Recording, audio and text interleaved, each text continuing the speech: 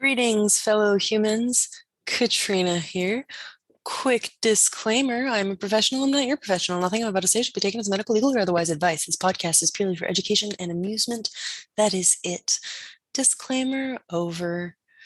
So I thought I'd tell you today a bit about what I don't know about the polyvagal stuff. If you've heard anything about this Stephen Porges guy, I'll tell you briefly about what his polyvagal nerve theory is. Then we'll talk a little bit about different ways to stimulate the vagus nerve, which can be helpful.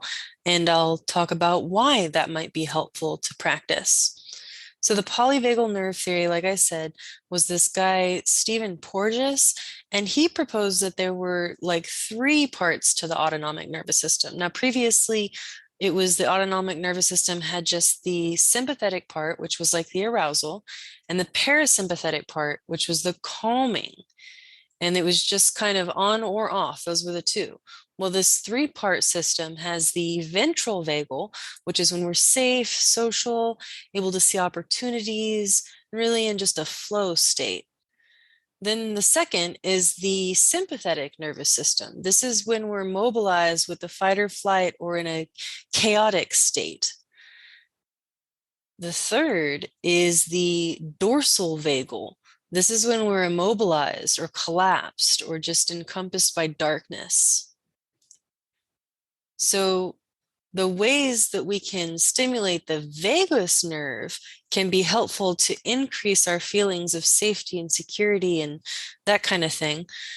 But specifically, 9 ways to stimulate the vagus nerve include, and this might not be everything, I don't know, but cold exposure for sure. And you can do this either by sticking your face in ice cold water for a few seconds, or some people have a walk-in freezer that they have access to. You can walk in there for a second, or just stick your head in the freezer for a second. Not too long. You don't want to hurt yourself. And then another is deep and slow breathing. Consciously breathing a little more slowly and a little more deeply than we normally do can really tone that vagus nerve. Another is singing, humming, chanting, and gargling. Those might sound a little weird, but for some reason, whatever it is that's stimulating when we go or gargle or chant or even sing, it's stimulating that vagus nerve. Some other ways are probiotics. Apparently, our gut biome does make a difference in that area. Meditation. And there are studies out there that show that I believe 12 minutes of meditation for 4 consecutive weeks, and you'll actually show a measurable improvement in your ability to focus. So that's pretty cool about meditation as well. Back to the stimulants. There are also omega-3 fatty acids. Those are good for your vagus nerve. Exercise, really exercise of any kind. Get your body moving. And then also massage. There's many, many different ways to self-massage. If it's not your jam to go pay somebody to massage you, you can massage yourself. You can get a lacrosse ball or a tennis ball, lean up against the wall.